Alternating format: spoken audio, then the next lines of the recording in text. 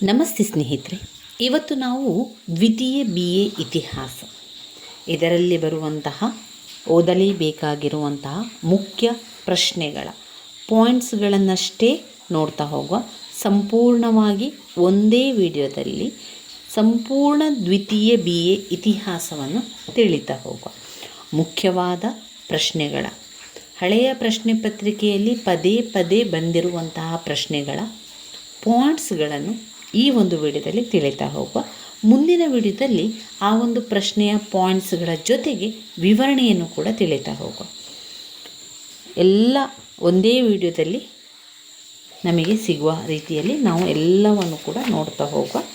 ಆರಂಭದಿಂದ ನೀವು ನೋಡುವುದಾದರೆ ಇದರಲ್ಲಿ ಘಟಕ 1ರಲ್ಲಿ ನೀವು ಓದಬೇಕಾಗಿರುವಂತಹ ಮುಖ್ಯವಾದ ಪ್ರಶ್ನೆ ಹುಮಾಯೂನ್ ನಾಮ. 5 ಅಂಕಕ್ಕೆ ಕೇಳಿರುವಂತಹ ಪ್ರಶ್ನೆ. ಹುಮಾಯೂನ್ ನಾಮ ಎನ್ನುವಂಥದ್ದು ಒಂದು ಗ್ರಂಥ, ಒಂದು ಕಥೆಯನ್ನು ಬರೆದಿರುವಂಥದ್ದು ಗುಲ್ಬದನ್ ಬೇಗಂ. ಹುಮಾಯೂನ್ನ ಸಹೋದರಿಯಾಗಿರ್ತಾಳೆ. ಅಕ್ಬರನ ಮಾತಿನಂತೆ, ಅಕ್ಬರ ಹೇಳಿದಂತಹ ಒಂದು ಮಾತಿಗೆ ಗುಲ್ಬದನ್ ಬೇಗಂ ತನ್ನ ಸಹೋದರನ ವಿಚಾರವನ್ನು ಆ ಒಂದು ಗ್ರಂಥದಲ್ಲಿ ಬರೀತಾಳೆ. ಅದರಲ್ಲಿ ಸಂಪೂರ್ಣವಾಗಿ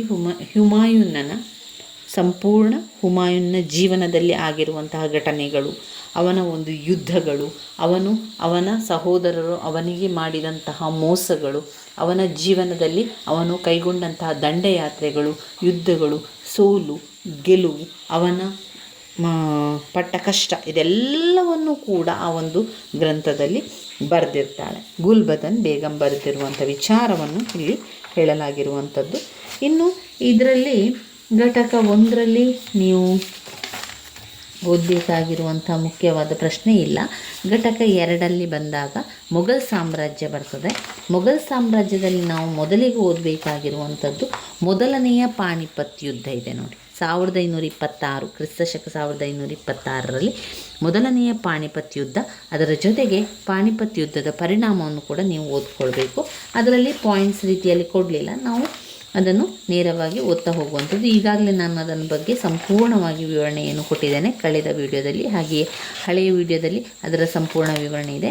ನೀವು ಅದನ್ನು ಪ್ಲೇಲಿಸ್ಟಲ್ಲಿ ಕೂಡ ನೋಡ್ಕೊಳ್ಬೋದು. ಇನ್ನು ವೆರಿ ಇಂಪಾರ್ಟೆಂಟ್ ಆಗಿರುವಂಥ ಒಂದು ಪ್ರಶ್ನೆ, 15 ಅಂಕದ ಪ್ರಶ್ನೆ, ಶೇರ್ ಶಹನ ಸುಧಾರಣೆಗಳು. ನಾವು ಈ ವಿಡಿಯೋದಲ್ಲಿ ಸಂಪೂರ್ಣವಾಗಿ ಇತಿಹಾಸವನ್ನು ನೋಡೋದ್ರಿಂದ ನಿಮಗೆ ಆರಂಭದಿಂದ ಪರೀಕ್ಷೆಯನ್ನು ತಯಾರಿ ಮಾಡ್ಕೊಳ್ಳಿಕ್ಕೆ ತುಂಬಾ ಸಹಾಯ ಆಗಲಿ ಎನ್ನುವ ಕಾರಣದಿಂದ ಈ ರೀತಿ ಮಾಡ್ತಾ ಇರುವಂಥದ್ದು.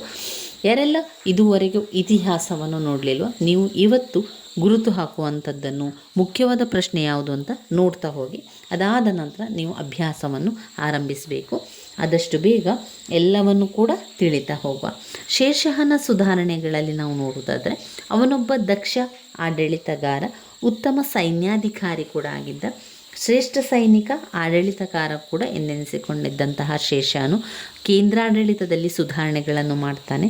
ಅದರಲ್ಲಿ ಎಲ್ಲ ಅಧಿಕಾರವು ಶೇರ್ಷಹನ ಕೇಂದ್ರೀಕೃತವಾಗಿರ್ತದೆ, ಸುಲ್ತಾನನ ಕೈಯಲ್ಲಿರ್ತದೆ. ಇನ್ನು ದಿವಾನ್ ದಿವಾನ್ ಇಲಾಖೆಗಳನ್ನು ಮಾಡುವಂಥದ್ದು. ಎರಡನೆಯದಾಗಿ ಪ್ರಾಂತ್ಯಾಡಳಿತ ಸುಧಾರಣೆಗಳನ್ನು ಮಾಡ್ತಾನೆ. ಪ್ರಾಂತ್ಯಾಡಳಿತದ ಸುಧಾರಣೆಗಳನ್ನು ಕೈಗೊಳ್ಳುವಂಥದ್ದು. ಅದರಲ್ಲಿ ಒಂದು ಸರಕಾರದ ಬಗ್ಗೆ, ಆಮೇಲೆ ಪರಗಣಗಳ ಬಗ್ಗೆ, ಹಾಗೆ ಗ್ರಾಮಗಳ ಬಗ್ಗೆ ಕೂಡ ವಿವರಣೆಗಳನ್ನು ಕಾಣಬಹುದಾಗಿದೆ. 3ನೇ ಪಾಯಿಂಟ್ ಭೂಕಂದಾಯದ ಸುಧಾರಣೆ. ವೆರಿ ಇಂಪಾರ್ಟೆಂಟ್ ಆಗಿರುವ ಪ್ರಶ್ನೆ. ಅವರು ಪ್ರತ್ಯೇಕವಾಗಿ 10 ಅಂಕಕ್ಕೆ ಶೇರ್ಷಹನ ಭೂಕಂದಾಯದ ಸುಧಾರಣೆಯನ್ನು ತಿಳಿಸಿ ಅಂತ ಒಂದು ಪ್ರಶ್ನೆ ಪತ್ರಿಕೆಯಲ್ಲಿ ಬಂದಿರುವಂಥ ಪ್ರಶ್ನೆ. ಶೇರ್ಷಹನ ಭೂಕಂದಾಯದ ಸುಧಾರಣೆಗಳು. ಆಗ ನಾವು ಬೇರೆಲ್ಲ ಯಾವುದೇ ಸುಧಾರಣೆಯನ್ನು ಬರೀಲಿಕ್ಕಿಲ್ಲ, ಕೇವಲ ಭೂಕಂದಾಯದ ಸುಧಾರಣೆಯಲ್ಲಿರುವಂಥ ಪಾಯಿಂಟ್ಸ್ಗಳನ್ನು ವಿವರಿಸ್ತಾ ಹೋದರೆ ಆಯಿತು. ಭೂಕಂದಾಯದ ಸುಧಾರಣೆಯಲ್ಲಿ ಬರುವಂಥ ಪಾಯಿಂಟ್ಸ್ಗಳು: 1. ವ್ಯವಸಾಯ ಉತ್ಪನ್ನಗಳ ಹೆಚ್ಚಳ.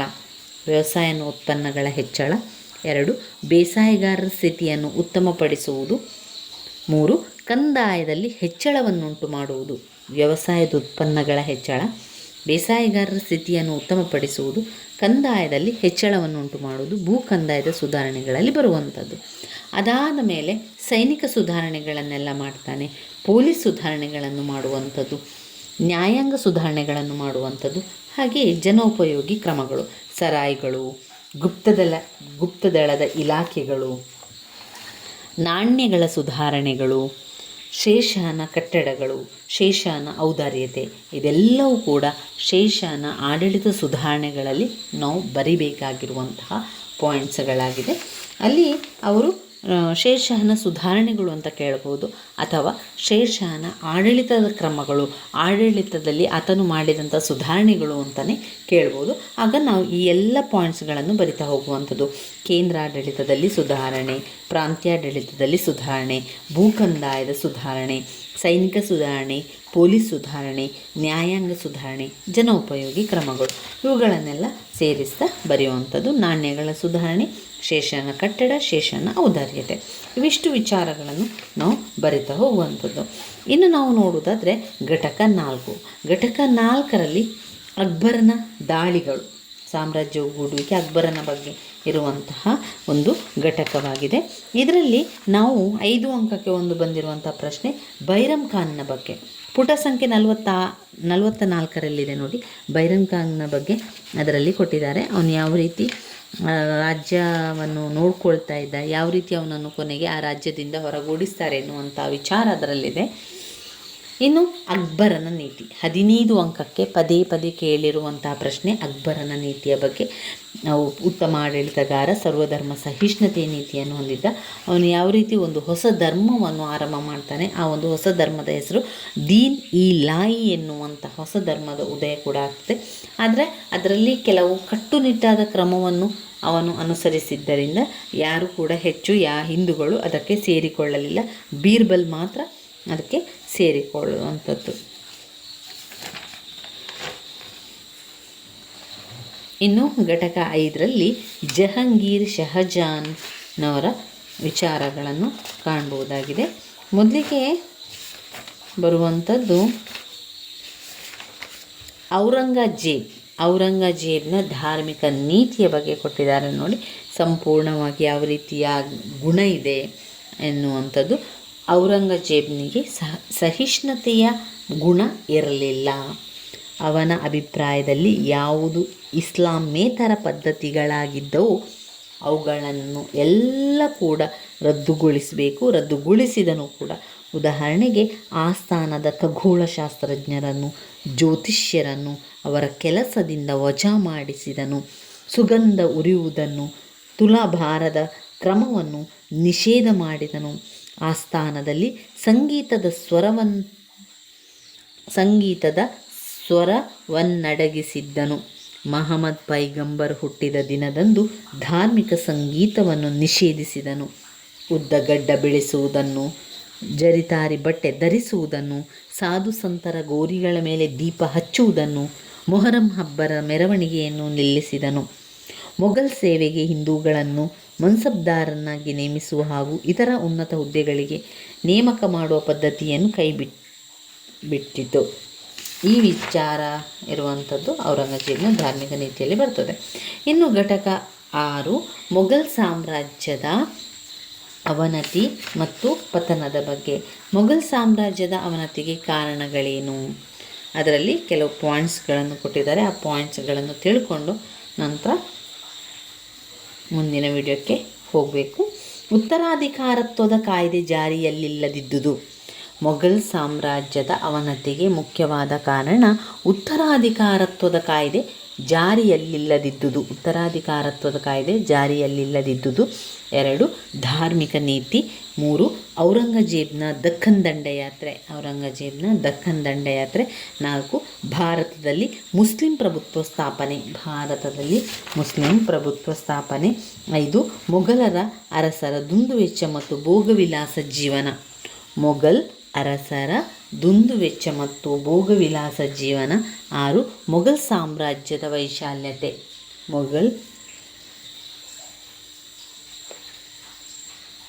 ಮೊಘಲ್ ಸಾಮ್ರಾಜ್ಯದ ವೈಶಾಲ್ಯತೆ. ಇನ್ನು ಸೈನ್ಯದ ಅಶಿಸ್ತು ಮತ್ತು ಅದಕ್ಷತೆ. ಶ್ರೀಮಂತ ಸರದಾರರ ಪ್ರಾಬಲ್ಯ. ರೈತರ ದಂಗೆಗಳು. ಅಸಮರ್ಥ ದೊರೆಗಳ ಆಳ್ವಿಕೆ. ವಿದೇಶಿಯರ ದಾಳಿಗಳು. ಒಟ್ಟು 11 ಪಾಯಿಂಟ್ಸ್ಗಳನ್ನು ಕಾಣ್ಬೋದಾಗಿದೆ. ಒಟ್ಟು 11 ಪಾಯಿಂಟ್ಸ್ಗಳು ಅದರಲ್ಲಿರುವಂಥದ್ದು. ಮೊಘಲ್ ಸಾಮ್ರಾಜ್ಯದ ಅವನತಿಗೆ ಕಾರಣಗಳು: ಉತ್ತರಾಧಿಕಾರತ್ವದ ಕಾಯ್ದೆ ಜಾರಿಯಲ್ಲಿಲ್ಲದಿದ್ದುದು, ಧಾರ್ಮಿಕ ನೀತಿ, ಔರಂಗಜೇಬ್ನ ದಕ್ಕನ್ ದಂಡಯಾತ್ರೆ, ಭಾರತದಲ್ಲಿ ಮುಸ್ಲಿಂ ಪ್ರಭುತ್ವ ಸ್ಥಾಪನೆ, ಮೊಘಲ್ ಅರಸರ ದುಂದುವೆಚ್ಚ ಮತ್ತು ಭೋಗವಿಲಾಸ ಜೀವನ, ಮೊಘಲ್ ಸಾಮ್ರಾಜ್ಯದ ವೈಶಾಲ್ಯತೆ, ಸೈನ್ಯದ ಅಶಿಸ್ತು ಮತ್ತು ಅದಕ್ಷತೆ, ಶ್ರೀಮಂತ ಸರದಾರರ ಪ್ರಾಬಲ್ಯ, ರೈತರ ದಂಗೆಗಳು, ಅಸಮರ್ಥ ದೊರೆಗಳ ಆಳ್ವಿಕೆ, ವಿದೇಶಿಯರ ದಾಳಿಗಳು. ಇವಿಷ್ಟು ಅದರಲ್ಲಿ ಬರ್ತದೆ. ಅಂದರೆ ಮೊಘಲ್ ಸಾಮ್ರಾಜ್ಯದ ಅವನತಿಗೆ ಕಾರಣಗಳಾಗಿರ್ತದೆ. ಇನ್ನು ಘಟಕ 7ರಲ್ಲಿ ನಾವು ನೋಡಿದರೆ ಯಾವ ಪ್ರಶ್ನೆ ಇದೆ? ಇದರಲ್ಲಿ ಬಂದಿರುವಂತಹ ಒಂದು ಪ್ರಶ್ನೆ ಮನ್ಸಬ್ದಾರಿ ಪದ್ಧತಿ. ಮನ್ಸಬ್ದಾರಿ ಪದ್ಧತಿಯ ಬಗ್ಗೆ ಕೇಳಿದ್ದಾರೆ. ಏನಿದು ಮನ್ಸಬ್ದಾರಿ ವ್ಯವಸ್ಥೆ ಅಂತ ಹೇಳಿದರೆ, ಅದು ಮೊಘಲರ ಸೈನಿಕ ವ್ಯವಸ್ಥೆಯನ್ನು ಮನ್ಸಬ್ದಾರಿ ವ್ಯವಸ್ಥೆ ಅಂತ ಕರೆಯುವಂಥದ್ದು. ದೆಹಲಿಯ ಸುಲ್ತಾನರ ಕಾಲದಲ್ಲಿ ಈ ವ್ಯವಸ್ಥೆಯ ಸುಳಿವುಗಳನ್ನು ನಾವು ಕಾಣ್ತೇವೆ. ಶೇಷಃ ಸೂರನು ಕೂಡ ಅವನ ಸೈನ್ಯದಲ್ಲಿ ಒಂದು ರೀತಿಯ ಶ್ರೇಣಿಯನ್ನು ಸ್ಥಾಪಿಸಿದನು.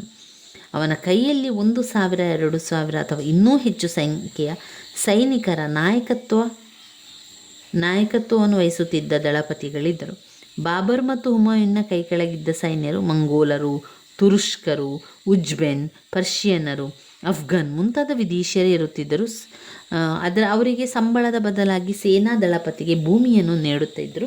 ಹುಮಾಯೂನ್ನ ನಂತರ ಅಸಮರ್ಥ ದೊರೆಯ ಅಡಿಯಲ್ಲಿ ಅವರು ಸ್ವಾಮಿನಿಷ್ಠೆ ಇಲ್ಲದವರಂತೆ ವರ್ತಿಸುತ್ತಿದ್ದರಲ್ಲದೆ ನಿಗದಿಪಡಿಸಲಾದ ಸಂಖ್ಯೆಯ ಸೈನಿಕರನ್ನು ಒದಗಿಸಲು ವಿಫಲರಾಗುತ್ತಿದ್ದರು.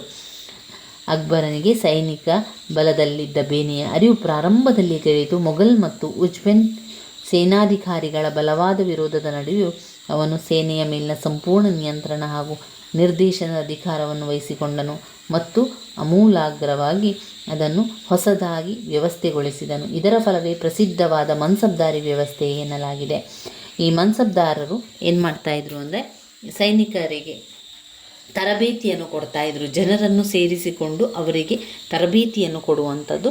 ಕೆಲವು ಒಬ್ಬರೊಬ್ಬರ ಕೈಯಲ್ಲಿ ಇಂತಿಷ್ಟು ಸೈನಿಕರ ಇರ್ತಾರೆ. ಹೆಚ್ಚು ಹೆಚ್ಚು ಸೈನಿಕರ ಇದ್ದಂತಹ ಒಂದು ವ್ಯವಸ್ಥೆಯಿಂದ ರಾಜರು ಅದನ್ನು ಪಡೆದುಕೊಳ್ಳುವಂಥದ್ದು. ಇಂತಿಷ್ಟು ಸೈನಿಕರು ನಮಗೆ ಕೊಡಬೇಕು, ಅವರು ತರಬೇತಿಯನ್ನು ಮಾಡಿದಂತಹ ಸೈನಿಕರಾಗಿರ್ಬೋದು, ಸೈನಿಕ ವ್ಯವಸ್ಥೆಯನ್ನು ಕೊಡುವಂಥದ್ದು. ಈ ರೀತಿಯಾಗಿ ಅಲ್ಲಿ ನಾವು ಮನ್ಸಬ್ದಾರಿ ವ್ಯವಸ್ಥೆಯನ್ನು ಹೇಳುವಂಥದ್ದು. ಇನ್ನು ನಾವು ಇದರಲ್ಲಿ ನಾವು ನೋಡೋದಾದರೆ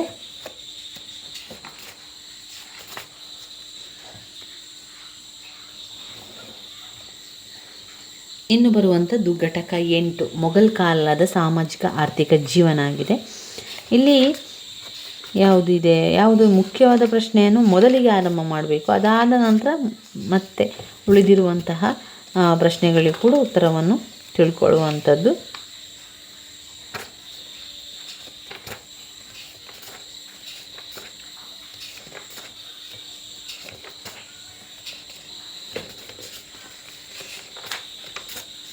ಇನ್ನು ಮೊಘಲ್ ಕಾಲದ ಸಂಸ್ಕೃತಿ, ಸಾಹಿತ್ಯ, ಕುಶಲಕಲೆಗಳ ಬೆಳವಣಿಗೆ, ಪರ್ಷಿಯನ್ ಸಂಖ್ಯೆಯನ್ನು ಕೂಡ ಓದ್ಕೊಳ್ಬೇಕು.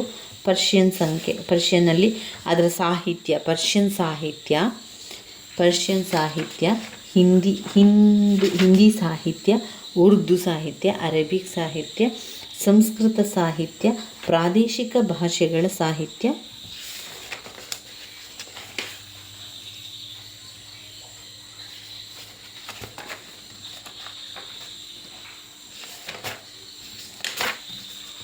ಇನ್ನು ಪುಟ ಸಂಖ್ಯೆ 130ರಲ್ಲಿದೆ ನೋಡಿ, ಸ್ತ್ರೀ ಶಿಕ್ಷಣದ ಬಗ್ಗೆ. ಸಂಪೂರ್ಣ ಸ್ತ್ರೀ ಶಿಕ್ಷಣ ಇರುತ್ತೆ ಇದೆ ಎನ್ನುವಂಥದ್ದನ್ನೆಲ್ಲ ಇದರಲ್ಲಿ ಕೊಟ್ಟಿದ್ದಾರೆ. ಅಕ್ಬರ್ ಹೆಚ್ಚಿನ ಪ್ರೋತ್ಸಾಹವನ್ನು ಮಹಿಳೆಯರ ಶಿಕ್ಷಣಕ್ಕೆ ನೀಡಿದವನು ಅಕ್ಬರ್.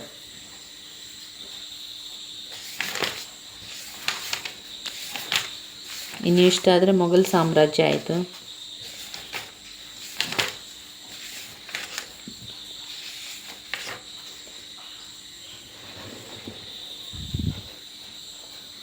ಸೂಫಿ ಪಂಥದ ಉಗಮ ಮತ್ತು ಬೆಳವಣಿಗೆ 15 ಅಂಕಕ್ಕೆ ಕೇಳಿರುವಂತಹ ಪ್ರಶ್ನೆ.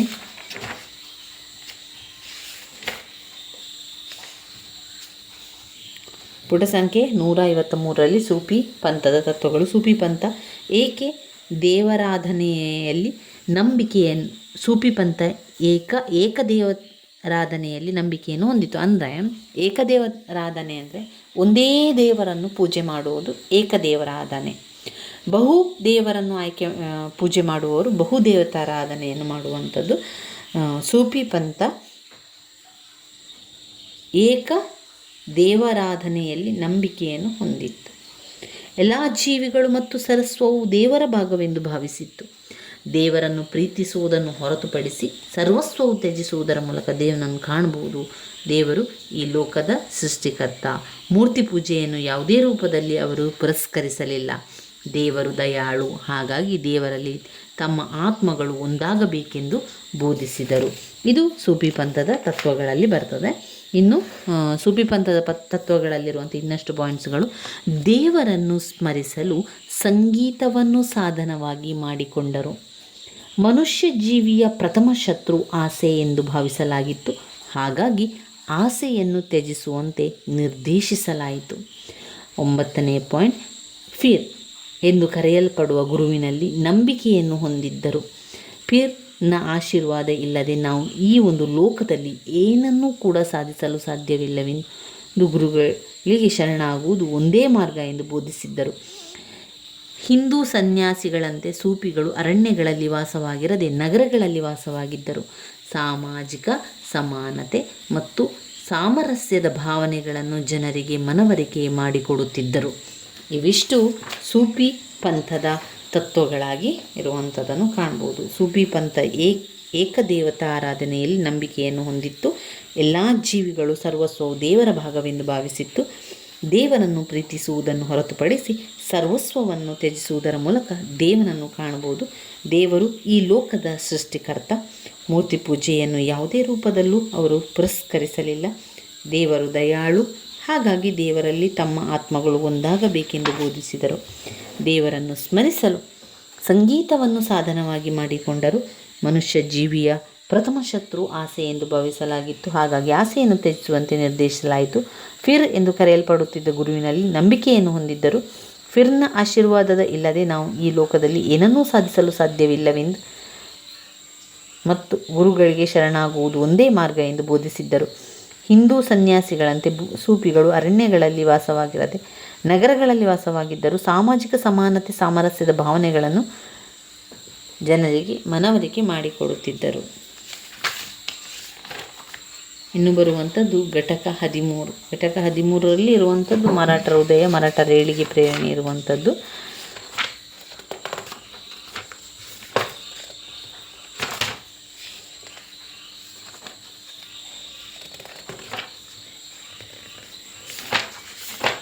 ಇದರಲ್ಲಿ ಮುಖ್ಯವಾದ ಪ್ರಶ್ನೆಗಳು ಯಾವುದು ಇಲ್ಲ. ಇನ್ನು ಶಿವಾಜಿಯ ಸೈನಿಕ ಸಾಧನೆಗಳು. ಘಟಕ 14 ಶಿವಾಜಿಯ ಸೈನಿಕ ಸಾಧನೆಗಳು. ಶಿವಾಜಿಯ ಸೈನಿಕ ಸುಧಾರಣೆಗಳು. ಇದು ಸೈನಿಕರನ್ನು ಯಾವ ರೀತಿ ಸುಧಾರಣೆಯನ್ನು ಮಾಡ್ತಿದ್ದ ಎನ್ನುವಂಥದ್ದು ಆಗಿರುವಂಥದ್ದು.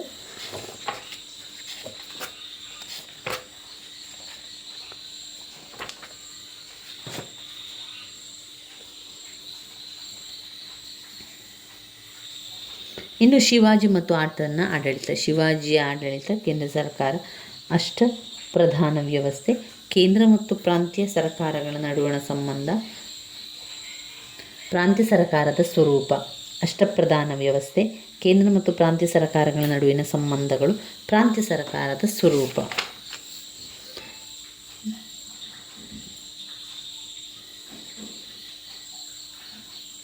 ಇಲ್ಲಿ ಕೇಂದ್ರ ಸರ್ಕಾರದಲ್ಲಿ ಅಷ್ಟಪ್ರಧಾನರಿದ್ದದ್ದು. ಅಷ್ಟಪ್ರಧಾನ ವ್ಯವಸ್ಥೆಯಲ್ಲಿ ಒಂದು ಪೇಶ್ವೆ, ಮಂತ್ರಿ, ಅಮಾತ್ಯ, ಸಾಮಂತನು,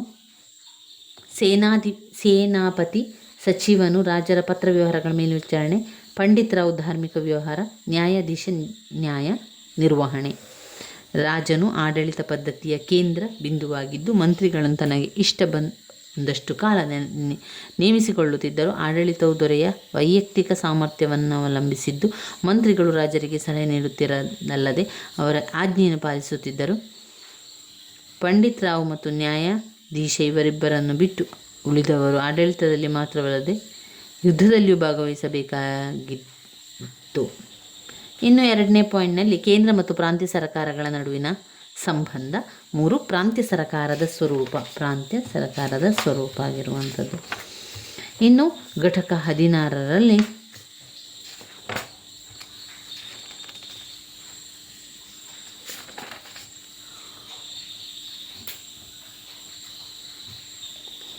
ಬಾಲಾಜಿ ವಿಶ್ವನಾಥ್ ಅವರ ಸಾಧನೆಗಳು, ಮೊಘಲರೊಡನೆ ಬಾಲಾಜಿ ವಿಶ್ವನಾಥ್ನ ಸಂಬಂಧಗಳನ್ನು, ವಿಚಾರಗಳನ್ನು ಇಲ್ಲಿ ತಿಳಿಸ್ತಾ ಹೋಗ್ತಾರೆ. ಪಾಯಿಂಟ್ಸ್ ಅಂತ ಎಲ್ಲ ನಾವು ಓದ್ತಾ ಹೋಗಿ ನಮಗೇನು ನೆನಪಿದೆ ಅದನ್ನು ಬರಿತಾ ಹೋದರೆ ಆಯಿತು. ಇನ್ನು ನೋಡಿ, ಬಾಜಿರಾವನ ಸಾಧನೆಗಳು.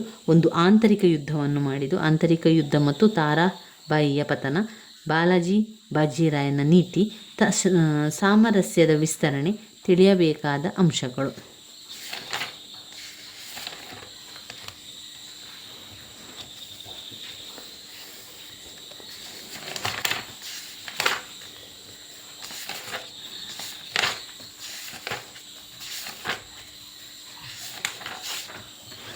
ಇನ್ನು ಘಟಕ 19 ಇದೆ ನೋಡಿ, ಭಾರತದಲ್ಲಿ ಬ್ರಿಟಿಷರ ಏಳಿಗೆ.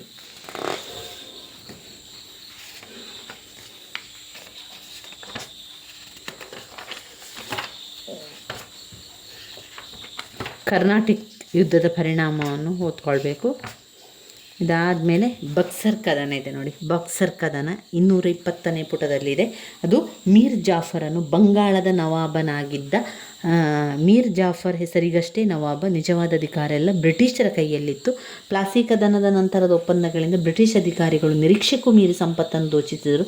ಅದೇ ಸಂದರ್ಭದಲ್ಲಿ ಬಂಗಾಳದ ಮೇಲೆ ಮರಾಠರು ಇತರ ಭಾಗಗಳಿಂದಲೂ ಬಂಗಾಳದ ಆರ್ಥಿಕ ಪರಿಸ್ಥಿತಿ ಮತ್ತಷ್ಟು ಹದಗೆಟ್ಟಿತು.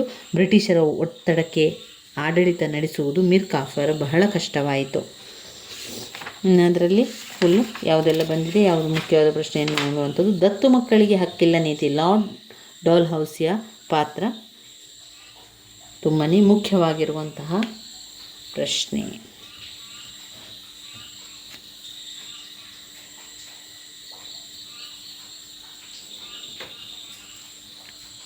ದತ್ತು ಮಕ್ಕಳಿಗೆ ಹಕ್ಕಿಲ್ಲ, ಲಾರ್ಡ್ ಡಾಲ್ಹೌಸಿಯ ಪಾತ್ರ.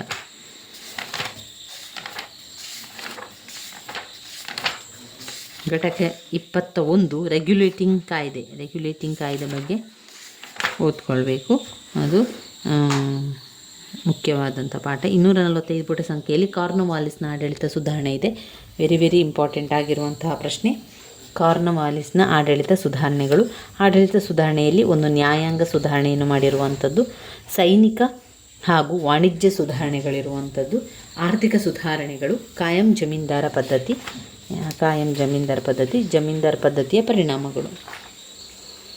ಬ್ರಿಟಿಷರ ಆರ್ಥಿಕ ನೀತಿ, ಅದರಲ್ಲಿ ಮಹಲ್ವಾರಿ ಹಿಡುವಳಿ ಮತ್ತು ಸಾರಿಗೆ ಮತ್ತು ಸಂಪರ್ಕ ಮಾಧ್ಯದ ಬೆಳವಣಿಗೆಯನ್ನು ಕೂಡ ಓದ್ಕೊಳ್ಬೇಕು.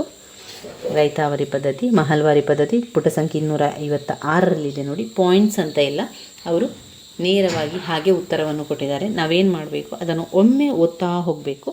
ನಂತರ ಅದರಲ್ಲಿರುವಂಥದ್ದನ್ನು ಒಂದೊಂದೇ ಪಾಯಿಂಟ್ಸ್ ರೀತಿಯಲ್ಲಿ ನಾವೇ ಓದ್ತಾ ಹೋಗುವಂಥದ್ದು.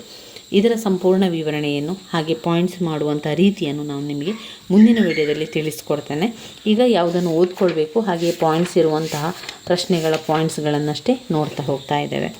ಸಾಮಾಜಿಕ ಧಾರ್ಮಿಕ ಸುಧಾರಣಾ ಚಳವಳಿಗಳು, ಅದರಲ್ಲಿ ಬ್ರಹ್ಮ ಸಮಾಜ, ಪ್ರಾರ್ಥನಾ ಸಮಾಜ, ಆರ್ಯ ಸಮಾಜ, ರಾಮಕೃಷ್ಣ ಮಿಷನ್, ಥಿಯೋಸಾಫಿಕಲ್ ಸೊಸೈಟಿ, ಇವಿಷ್ಟು ವಿಚಾರಗಳನ್ನು ನೀವು ಅದರಲ್ಲಿ ಓದ್ಕೊಳ್ಬೇಕು. ಇನ್ನು ವುಡ್ಸ್ ವರದಿ 1854ರ ವುಡ್ಸ್ ವರದಿ, ಒಟ್ಟು 9 ಪಾಯಿಂಟ್ಸ್ಗಳನ್ನು ಅವರು ಕೊಟ್ಟಿದ್ದಾರೆ.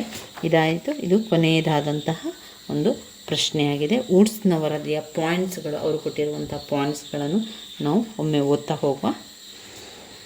1854ರಲ್ಲಿ ಬೋರ್ಡ್ ಆಫ್ ಕಂಟ್ರೋಲ್ನ ಅಧ್ಯಕ್ಷರಾದವರು ಸರ್ ಚಾರ್ಲ್ಸ್ ವುಡ್ಸ್ರವರು. ಅವರು ಭಾರತದ ಶಿಕ್ಷಣದ ಬಗ್ಗೆ ಒಂದು ಜನಪ್ರಿಯವಾದ ಅಂಶಗಳನ್ನು ರವಾನೆ ಮಾಡಿದರು. ಅದು ವುಡ್ಸ್ರವರ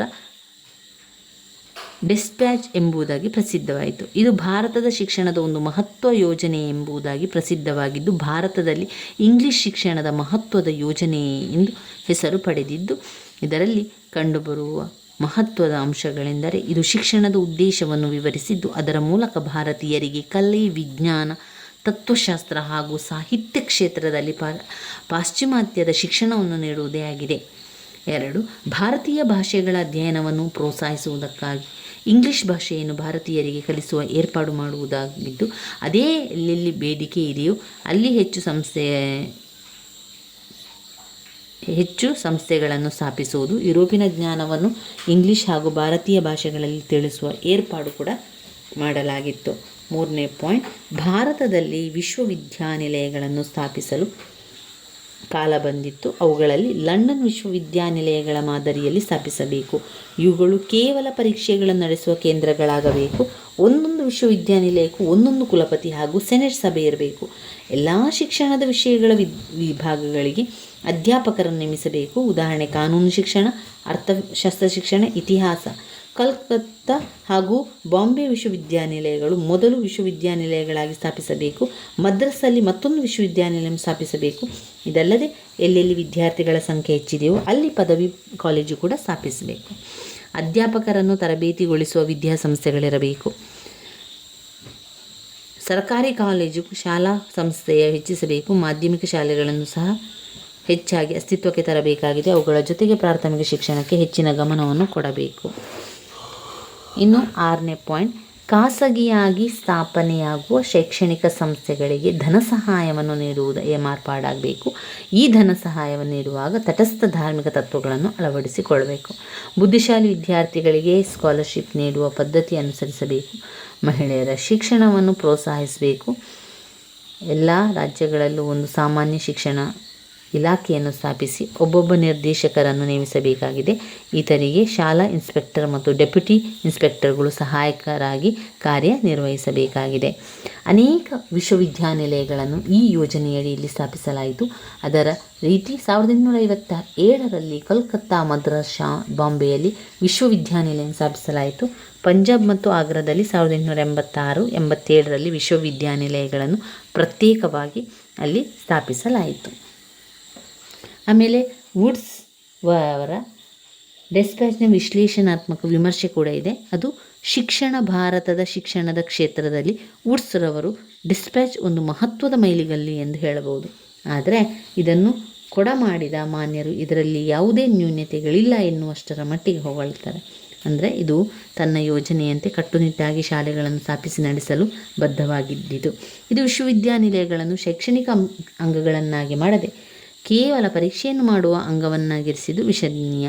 ದೇಶೀಯ ಭಾಷೆಗಳಿಗೆ ಹೆಚ್ಚು ಗಮನವನ್ನು ನೀಡದೇ ಇರುವುದು,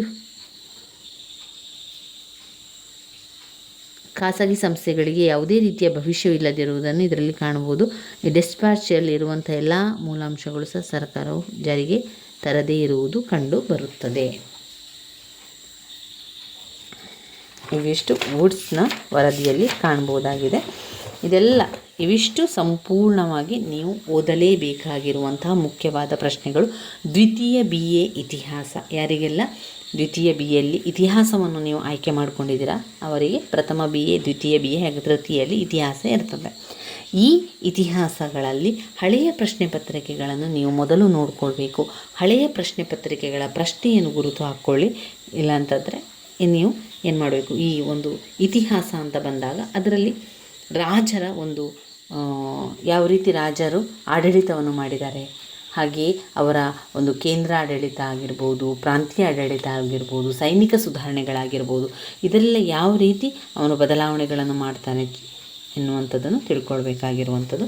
ದ್ವಿತೀಯ BA ಇತಿಹಾಸವನ್ನು ಓದಬೇಕಾದ್ರೆ ಬ್ಲಾಕ್ 1, 2, 3, 4 ಬ್ಲಾಕುಗಳಿಂದ ಪ್ರಶ್ನೆಗಳನ್ನು ಕೊಡ್ತಾರೆ. ಆದ್ದರಿಂದ 4 ಬ್ಲಾಕಲ್ಲಿ ಕೊಟ್ಟಿರುವಂತಹ ಮುಖ್ಯವಾದ ಪ್ರಶ್ನೆಗಳ ಪಾಯಿಂಟ್ಸ್ಗಳನ್ನು ತಿಳ್ಕೊಳ್ತಾ ಹೋಗಬೇಕು. ನಂತರ ಅದರಲ್ಲಿರುವಂಥ ವಿವರಣೆ ಏನು, ಮುಖ್ಯವಾದ ವಿಚಾರ ಏನು ಅಂತ ತಿಳ್ಕೊಳ್ತಾ ಹೋಗಬೇಕಾಗಿರುವಂಥದ್ದು. ಅದರಿಂದ ಈಗ 4 ಬ್ಲಾಕಿನಿಂದ ನಾವು ಪ್ರಶ್ನೆಗಳನ್ನು ಕೊಟ್ಟಿರುವಂಥದ್ದು.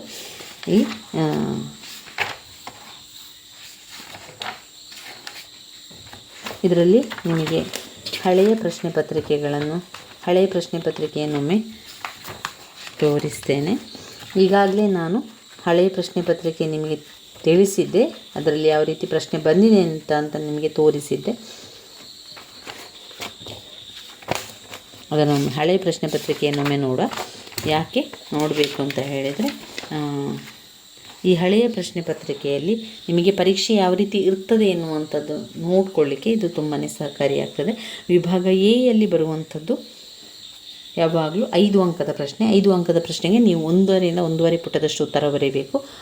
ಆಮೇಲೆ 10 ಅಂಕದ ಪ್ರಶ್ನೆಗೆ 3ರಿಂದ 4 ಪುಟದಷ್ಟು ಉತ್ತರ, ಹಾಗೆ 15 ಅಂಕದ ಪ್ರಶ್ನೆಗೆ 4ರಿಂದ 5 ಪುಟದಷ್ಟು ಉತ್ತರ ಇರಲಿ ನಿಮ್ಮದು. ಹೆಚ್ಚು ಕಡಿಮೆ ಆಗಬೇಕು ಅಥವಾ ಹೆಚ್ಚೇ ಇರಬೇಕು ಇಷ್ಟೇ ಇರಬೇಕು ಅಂತ ಯಾವುದೇ ನಿಯಮ ಇಲ್ಲ. ನೀವು ಎಷ್ಟು ಬರಿತೀರೋ ಅದರ ಮೇಲೆ ಅಂಕಗಳು ಸಿಗುವಂಥದ್ದು. ಇದರಲ್ಲಿ ಬಂದಿರುವಂಥ ಎಲ್ಲ ಪ್ರಶ್ನೆಗಳು ಕೂಡ 4 ಅಂಕದ ಪ್ರಶ್ನೆಗಳು. ಕ್ರಿಸ್ತ ಶಕ 1526 ಪ್ರಥಮ ಪಾನಿಪತ್ ಕದನ, 1529 ಗಾಗ್ರಾ ಕದನ, ಬೈರಮ್ ಖಾನ್, ತಾಜ್ ಮಹಲ್, ಮನ್ಸಬ್ದಾರಿ ಪದ್ಧತಿ, ಕೊತ್ವಾಲ್ ಇವೆಲ್ಲ ಕೂಡ 5 ಅಂಕಕ್ಕೆ ಕೇಳುವಂಥ ಪ್ರಶ್ನೆಗಳು. ಅದಾದಮೇಲೆ 10 ಅಂಕದ ಪ್ರಶ್ನೆಯಲ್ಲಿ ಶೇರ್ ಶಹನ ಸುಧಾರಣೆಯನ್ನು ವಿವರಿಸಿ, ಅಕ್ಬರ್ನ ಕಂದಾಯ ಪದ್ಧತಿಯನ್ನು ವಿವರಿಸಿ, ಔರಂಗಜೇಬನ ಧಾರ್ಮಿಕ ನೀತಿಗಳ ಬಗ್ಗೆ ಟಿಪ್ಪಣಿ ಬರೆಯಿರಿ, ಮೊಘಲರ ಕಾಲದ ಸಾಮಾಜಿಕ ಜೀವನದ ಕುರಿತು ಚರ್ಚಿಸಿ, ಬಾಲ್ಯ ವಿವಾಹದ ಕುರಿತು ಟಿಪ್ಪಣಿ. ಇನ್ನು ವಿಭಾಗ ಸಿ ಯಲ್ಲಿ ಸಾಹಿತ್ಯ ಕ್ಷೇತ್ರಕ್ಕೆ ಮೊಘಲರು ನೀಡಿದ ಕೊಡುಗೆಗಳನ್ನು ಚರ್ಚಿಸಿ, ಸೂಫಿಸಂನ ಉಗಮ ಮತ್ತು ಬೆಳವಣಿಗೆಯ ಕುರಿತು ವಿವರಿಸಿ, ಶಿವಾಜಿ ಮಿಲಿಟರಿ ಸಾಧನೆಯನ್ನು ವಿವರಿಸಿ, ಬ್ರಿಟಿಷರ ಭೂ ಕಂದಾಯ ಸುಧಾರಣೆಗಳನ್ನು ಚರ್ಚಿಸುವಂಥದ್ದು. ಇವಿಷ್ಟು ಹಳೆಯ ಪ್ರಶ್ನೆ ಪತ್ರಿಕೆಯಲ್ಲಿ ಬಂದಿರುವಂಥ ಪ್ರಶ್ನೆಗಳಾಗಿದೆ ಸ್ನೇಹಿತರೆ.